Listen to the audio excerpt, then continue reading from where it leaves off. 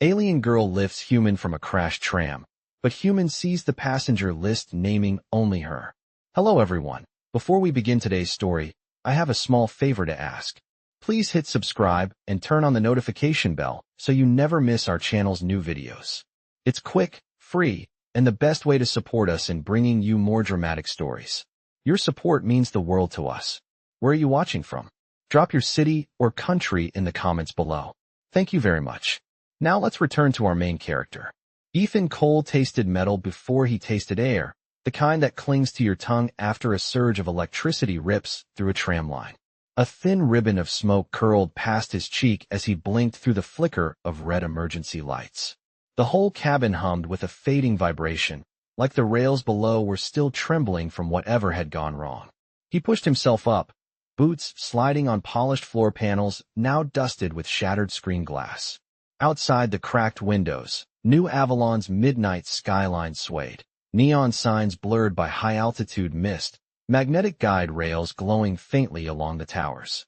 He reached for the nearest support bar, but before his fingers closed around the metal, a shadow moved, smooth, precise, and strangely calm amid the wreck. A figure pulled the cabin door open from the outside, as if it weighed nothing.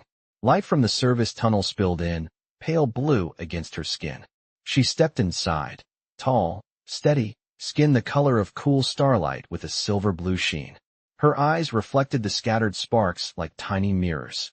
"You need to get out," she said, voice soft but carrying a tone that brooked no argument. Ethan's muscles protested as she slid an arm under his, lifting him with a strength that didn't match her slim build. The air around her held a faint trace of something clean, like ionized rain just before it hits the ground. He steadied himself as she guided him toward the open hatch, her movements quiet, almost deliberate, as though she'd rehearsed this moment. "Anyone else hurt?" Ethan asked, glancing back into the cabin. Rows of seats, loose bags, a fallen emergency mask rolling slowly across the floor. But not a single person. The tram had been full. Standing room only full. "There was no one else," she replied. The certainty in her voice didn't match the emptiness around them. Something cold slid into Ethan's stomach. He tried to shake it off as he let himself be guided onto the maintenance platform, metal grating rattling under his boots. The tunnel lights flickered overhead, casting long shadows across the curved walls. She was already moving toward a wall console, her fingers gliding over the screen. "Stay still. I'm signaling for assistance." Ethan's gaze drifted to another console beside her. A backup passenger manifest still active, screen cracked, but readable. He stepped closer, squinting at the text. One name filled the entire list. Just one. Leora Seelan. Species, Offworlder. Observer class. No Ethan Cole. No one else. The tram's manifest insisted he had never been here at all. And yet he could feel the tremor still in his bones, smell the charge lingering in the air, see the imprint of dozens of feet on the scorched floor panels. "That can't be right," he murmured. She turned, silver blue skin catching the overhead light as if it absorbed and softened it. Her expression remained unreadable. "The system rarely makes mistakes," she said quietly.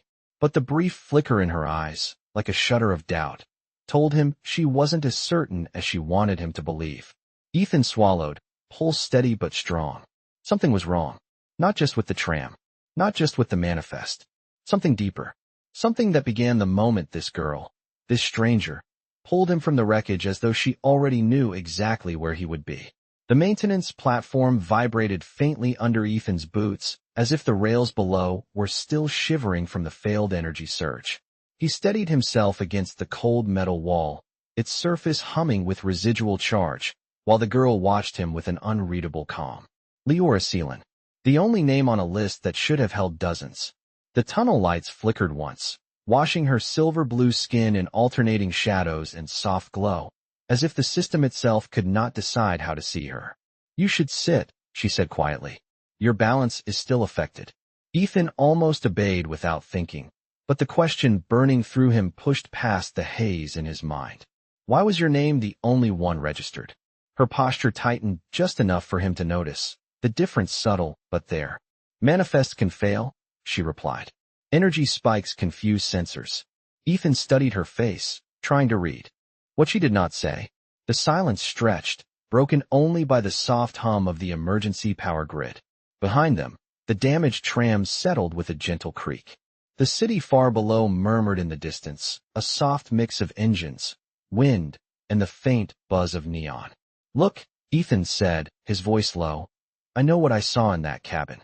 There were people everywhere, standing in the aisle, arguing about delays. You cannot tell me they just disappeared." Leora held his gaze.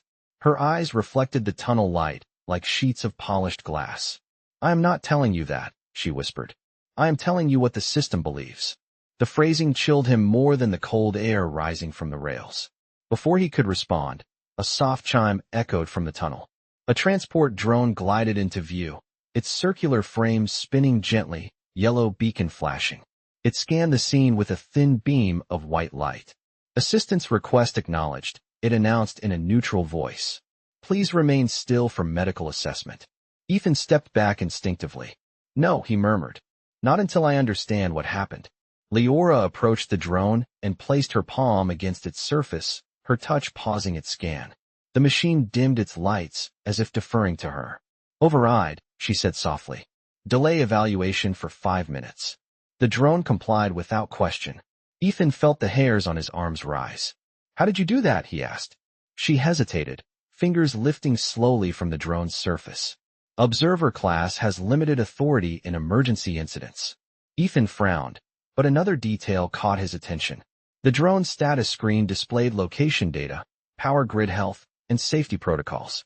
And a passenger count. 1. Just 1. He exhaled, the sound barely audible. Leora stepped closer. "Ethan," she said, voice calm but edged with something fragile, "your safety is the priority. We can discuss the manifest later." "But you do not deny it," he said. Her eyes softened, a flicker of something almost human passing through them. "I cannot deny what the system records," she replied. "But I also cannot explain why it contradicts what you remember." A faint tremor ran down the tunnel as overhead rails shifted to reroute traffic. Ethan felt it beneath his boots, a subtle reminder that the world around him was moving on even if he was standing still. He looked at Leora again and realized she had been watching him with a kind of quiet study, as if trying to measure the moment he would break. "There is a facility nearby," she said. "A transit authority center. They will want an incident statement from both of us." Ethan nodded slowly, though uncertainty still pressed against his ribs. "All right," he said. "But when we get there, no more avoiding the truth." Leora's expression did not change, but her voice thinned to a whisper. "I have never avoided the truth, Ethan. I am only waiting for it to reveal itself." The drone drifted closer, its soft beacon lighting their faces, and Ethan stepped beside her, unsure whether the next answers would come from the system, or from the girl who seemed to stand both inside and outside of it. The drone guided Ethan and Leora along the narrow maintenance walkway, its soft yellow beacon drifting ahead like a patient lantern. The air carried a faint metallic chill, the kind that settles in high-altitude tunnels after systems reroute power. Ethan kept one hand on the railing, steadying himself as the tunnel curved downward. Each step echoed in the quiet, a hollow rhythm that did not match the pace of his thoughts. Leora walked beside him with an effortless balance, her footsteps nearly soundless. Every now and then, her eyes flicked toward the overhead conduits as if listening to something he could not hear. The walkway opened into a wider access chamber where a sealed door waited, trimmed with blue emergency lighting. As they approached, its sensor scanned them with a thin band of white light. "Identity confirmation required," the system announced. Ethan stepped forward and offered his wrist. The scanner pulsed once, then displayed a message that made his breath catch. "Unregistered entity. Please stand by." Leora placed her hand next. The panel brightened. "Observer class confirmed. Access granted." The door slid open with a quiet hiss. Ethan exhaled a slow, controlled breath, trying to ignore the weight of that phrase pressing into him again. Unregistered entity. Not a passenger. Not in the system. Not even acknowledged by a basic doorway. Inside, the access center hummed with layered audio cues.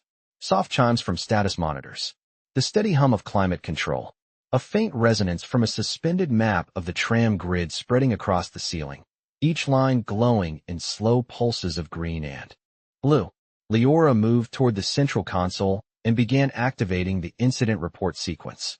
Ethan watched her fingers glide across the holographic interface with a familiarity that felt deeper than training. "You have done this before," he said quietly. She glanced up, her expression neutral. "Observers respond to transit incidents often, but this one is not like the others." Leora paused. The holographic display reflected in her eyes, turning them into shimmering mirrors. "No," she murmured. "It is not." The console projected 2 seats. One labeled Witness, one labeled Observer. Ethan hesitated before sitting, the cushioning firm beneath him. Leora took her place opposite him, her posture straight, composed.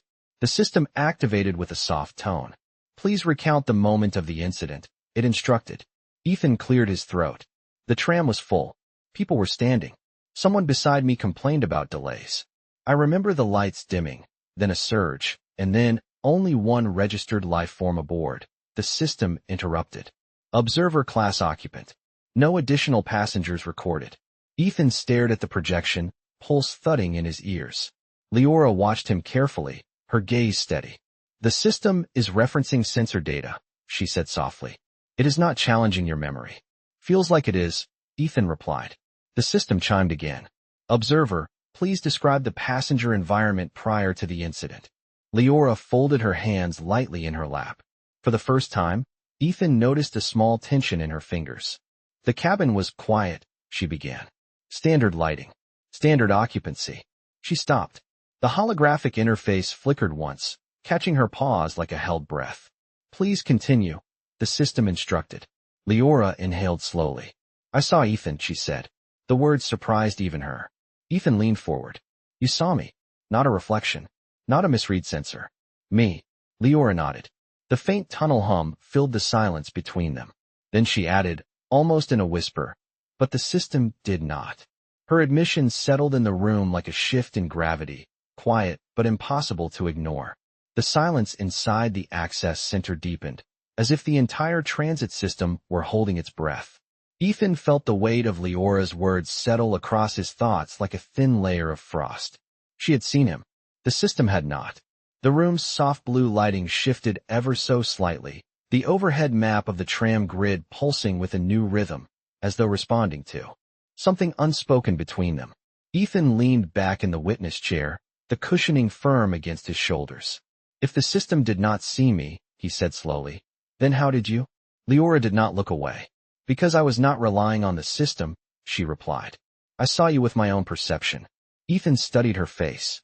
Her expression held that same strange blend of composure and quiet conflict, as if she were balancing 2 truths at once.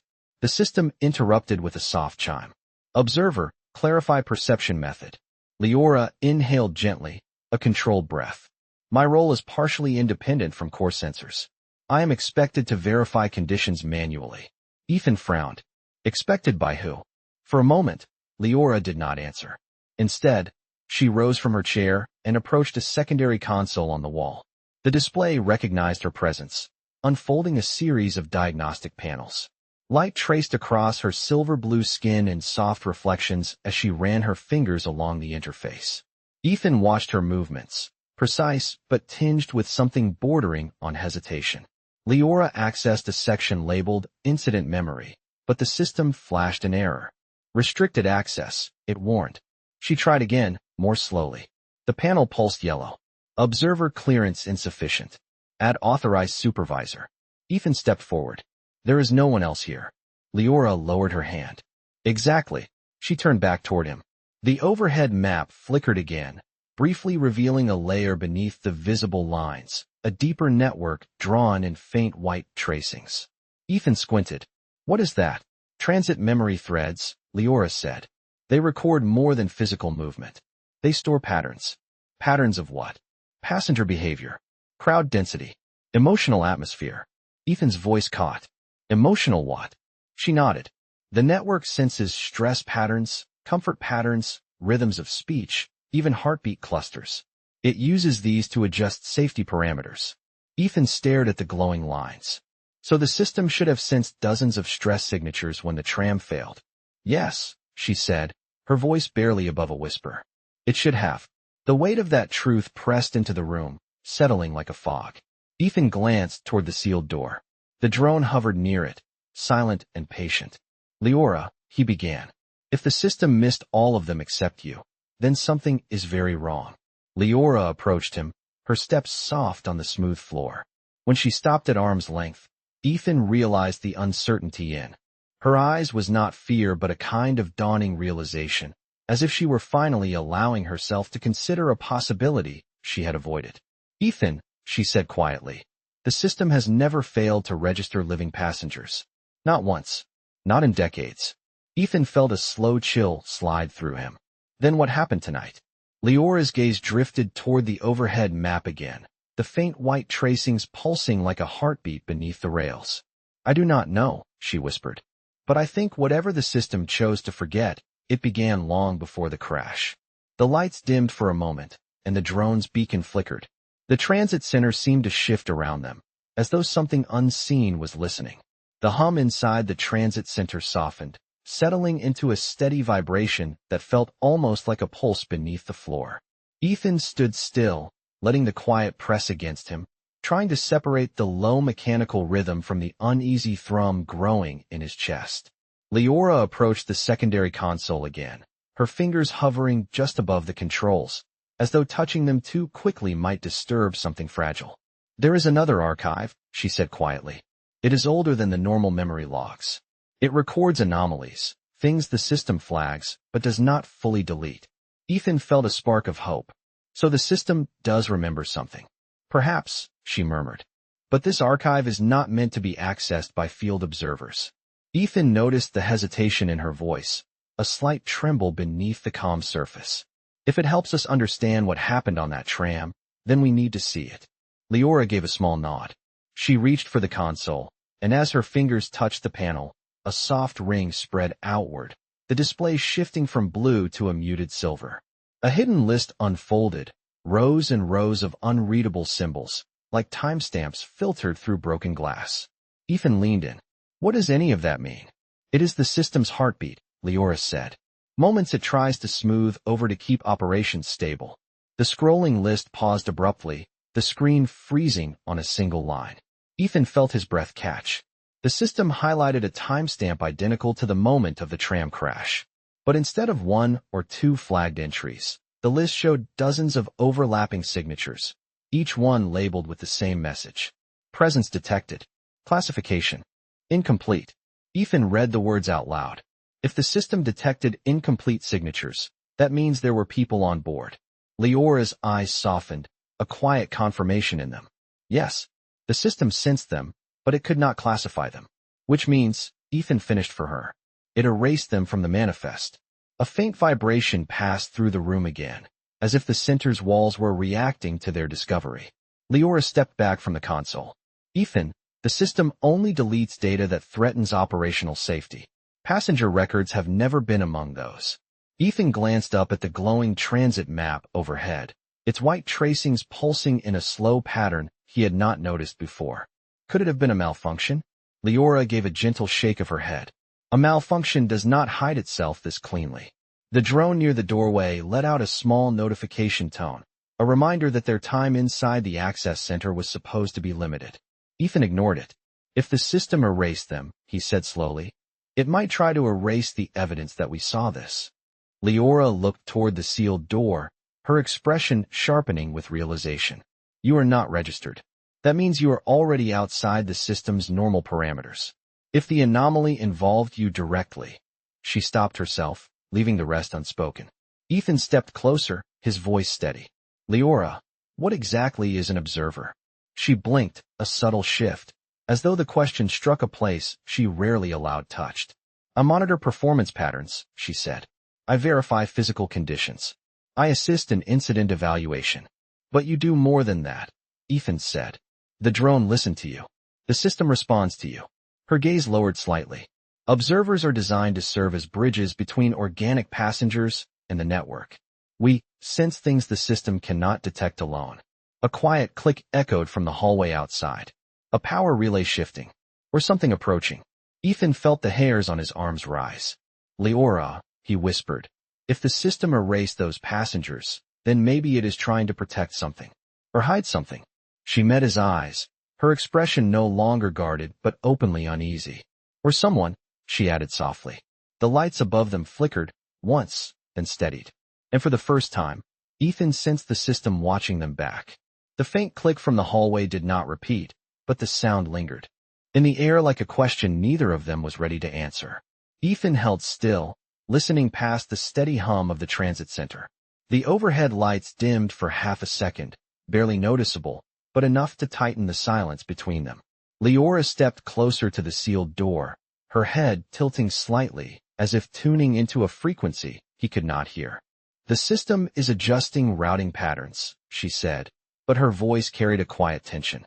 It is subtle, but something is shifting. Ethan looked up at the suspended grid map. The thin white tracings beneath the standard lines flickered in a new rhythm, pulsing faster, as though the network had become aware of their presence. It knows we accessed the anomaly archive, Ethan whispered. Leora did not deny it.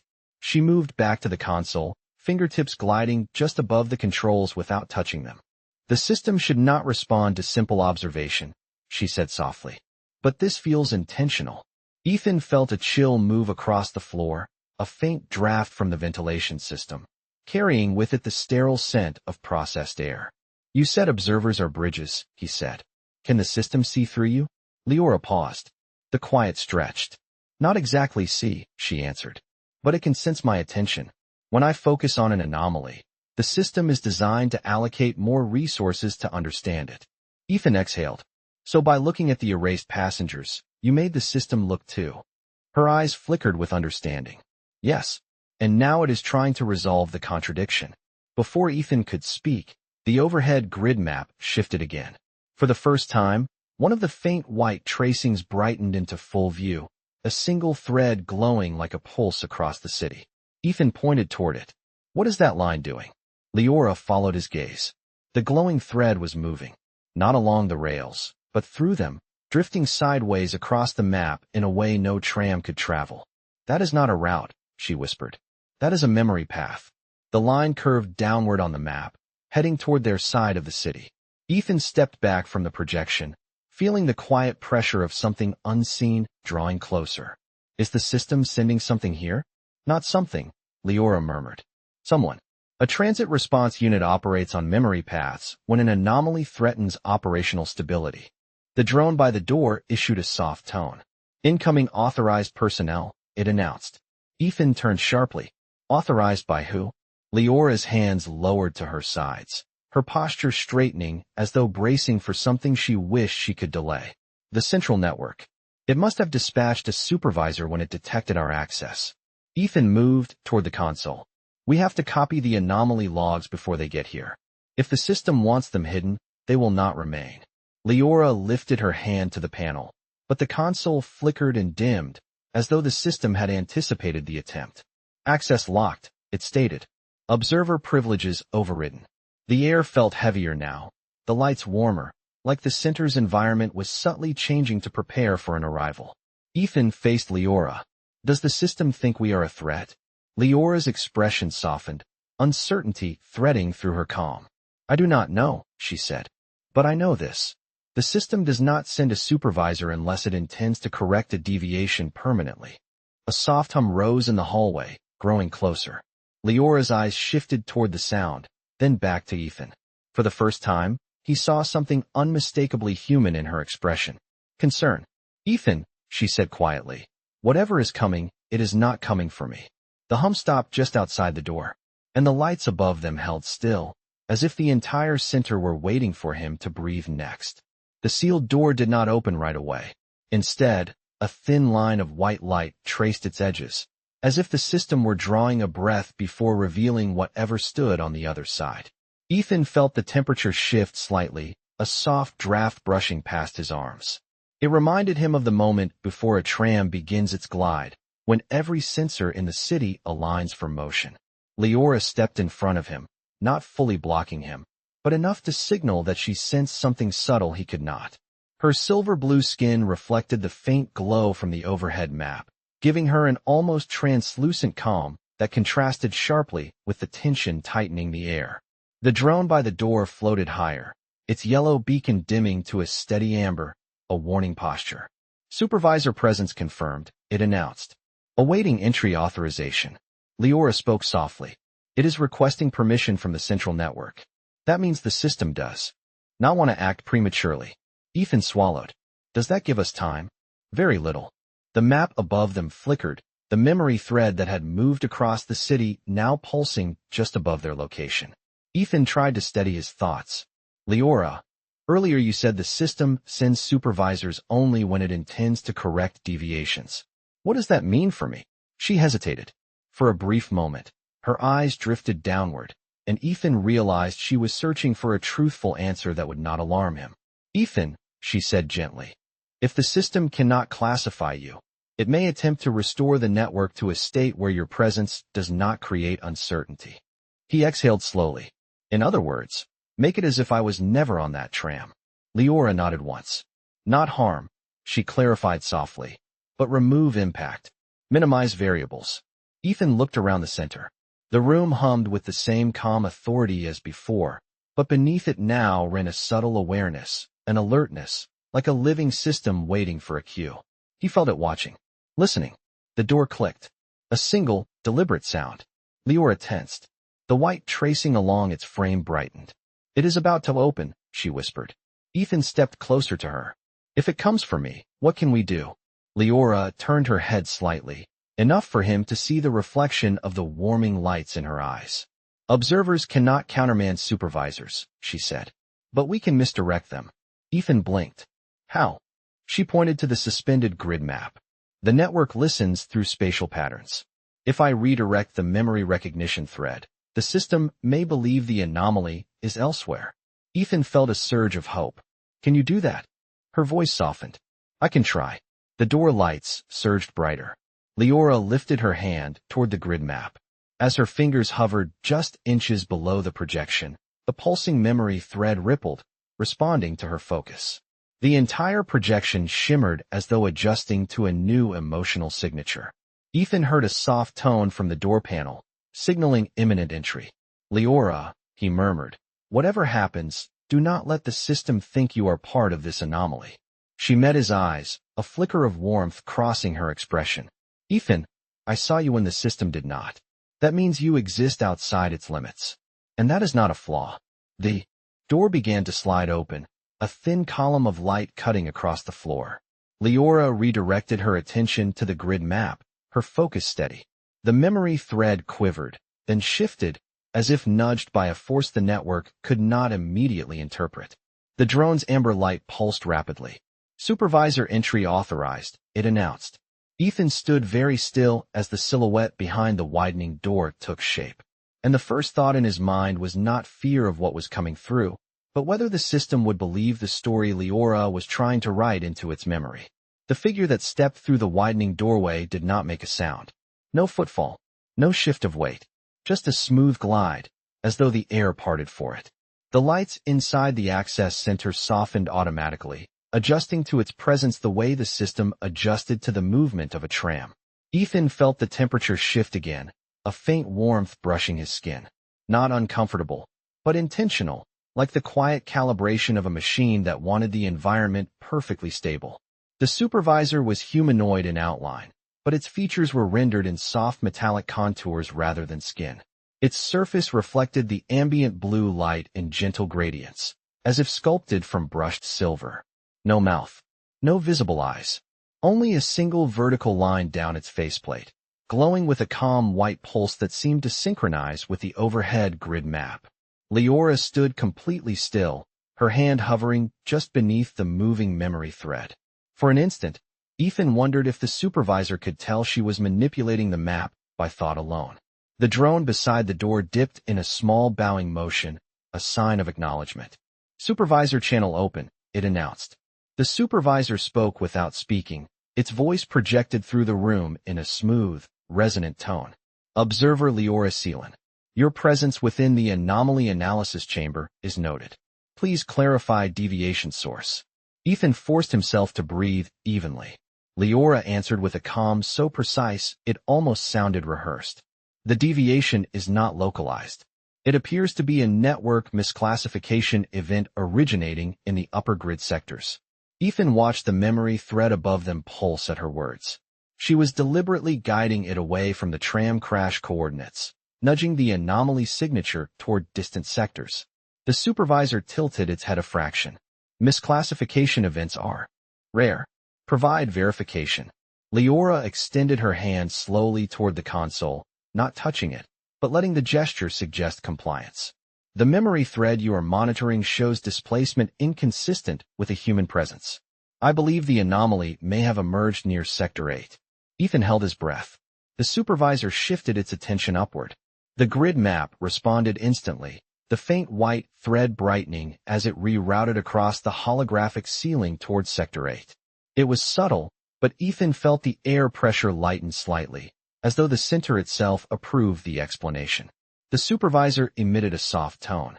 Sector 8 anomaly requires validation. Observer, prepare transfer to the upper grid for assessment. Leora lowered her hand. Acknowledged. Ethan felt a flicker of relief, but it vanished the moment the supervisor turned its faceplate toward him. The vertical line brightened. Unregistered presence detected. Ethan tensed. Leora stepped forward quickly. The witness is under my assessment. He does not factor into the anomaly source. The supervisor did not move, but its tone deepened. Unregistered presence is inconsistent with system memory. Clarify origin. Ethan opened his mouth, unsure of what he could possibly say that would not draw more attention. Leora answered first. He entered through a maintenance corridor during the incident response. The tram crash caused turbulence that bypassed standard scanning. I am conducting verification now. Ethan was stunned by how naturally the explanation rolled off her tongue. The supervisor processed this in silence. Its faceplate dimmed, brightened, then returned to its steady glow. Verification must be completed before observer departure. Leora inclined her head. I understand. Initiating manual authentication. She turned toward Ethan, and in her eyes he saw the silent message she could not voice. Follow my lead. She approached him and lifted her hand slowly to place it near his temple, close enough that he could feel the faint warmth radiating from her skin. The system lights dimmed in anticipation of the scan. Ethan steadied himself. If the network believed her story, she might steer the system away long enough for them to uncover the truth. But if it sensed even a hint of the anomaly they had discovered, the next decision would no longer belong to either of them. The supervisor stepped closer. The room tightened around the moment, and Ethan felt the strange weight of being seen by something that did not recognize him at all. The moment Leora's hand hovered beside Ethan's temple, the air inside the access center shifted, as if the entire room leaned in to listen. A soft hum rose from the floor, threading upward through the walls, syncing with the pulse running down the supervisor's faceplate. Ethan kept his breathing steady, aware that any spike in his heartbeat might be interpreted as instability, or worse, contradiction. Leora closed her eyes, just briefly, and when she opened them again, something gentler lived behind the silver glow. Beginning manual authentication, she said, her voice measured and quiet. A thin beam of light extended from the supervisor toward them, stopping just short of touching. It hovered like a question suspended in midair. Proceed, the supervisor intoned. Leora lowered her hand until her fingertips brushed the space above Ethan's skin, close enough for him to feel the faint warmth radiating from her. There was no device connecting them, no wires, no visible technology. And yet the overhead grid map responded instantly, its pulsing memory thread slowing, dimming, as if waiting to be rewritten. Identify the witness, the supervisor instructed. Leora spoke softly. Ethan Cole, human, present at the incident site during the tram malfunction. The beam flickered. No matching record, the supervisor replied. Clarify anomaly. Ethan felt his pulse climb, but Leora steadied her breath and continued, her tone unwavering. The malfunction disrupted standard sensory channels. I am reconstructing his presence through direct perception. The beam brightened. Provide perceptual confirmation. Leora hesitated for only a fraction of a second before placing her palm lightly on Ethan's temple. The touch was gentle, grounding, not a scan but something closer to reassurance. The room responded instantly. The grid map flared with pale light. The memory thread quivered, then split into two faint lines, one following the system's logic, the other reflecting Leora's perception. Ethan felt nothing invasive, only a strange sense of being acknowledged by her attention, as though her recognition alone gave him shape. The supervisor processed the divergence in silence. A long, still moment passed. Then the vertical glow across its faceplate dimmed to a calm pulse. Observer perception accepted, it announced. Ethan exhaled quietly, relief threading through him. But the system was not finished. However, the supervisor continued. The discrepancy between system memory and observer memory indicates unresolved instability. Leora lowered her hand slowly. The instability is linked to the earlier misclassification event, she said. The one I redirected to Sector 8. I will proceed there for further analysis. The supervisor considered this. The ambient light in the room shifted, warming slightly. Observer transfer authorized, it said. Then it added, with a tone more solemn than before. Witness Ethan Cole requires environmental reintegration. The system will resolve his classification once the anomaly is corrected. Ethan felt a subtle weight behind those words. Environmental reintegration. It sounded benign, but it echoed like the memory of a door closing. Leora stepped forward, placing herself subtly between Ethan and the supervisor. I request that he remain here under my oversight until the anomaly is fully understood. The supervisor paused. Its faceplate brightened, then dimmed again. Request denied. Reintegration required immediately. Ethan felt the floor vibrate softly beneath him, the sensation of the system preparing to take hold. Leora's eyes widened, not in fear, but in realization. She turned to Ethan, her voice soft but urgent. Ethan, listen to me. Reintegration means the system will attempt to adjust reality to match its expectations. You must not let it decide what you were. Ethan swallowed. What do I do? Leora reached out, her fingers barely grazing his hand. Remember yourself. Hold on to the moment you survived. The system cannot erase what you truly know. The supervisor raised a hand, and the air around Ethan thickened with a gentle pressure, like a tide beginning to pull. Leora's voice softened to a whisper meant for him alone. I saw you. That means you exist. Do not let the system forget. The lights dimmed as the reintegration process engaged, the edges of the room turning soft, almost unfocused. Ethan closed his eyes, holding tightly to the memory of the tram's final flicker of light, the scent of ionized rain, and the silver-blue glow of the girl who lifted him from the wreck. When he opened them again, the supervisor's figure blurred, the room hazy, as though he were slipping toward the edge of the system's vision. But Leora's silhouette remained steady, bright, impossibly real. And for one quiet, unwavering second, it felt as though her recognition anchored him more firmly than the network ever could.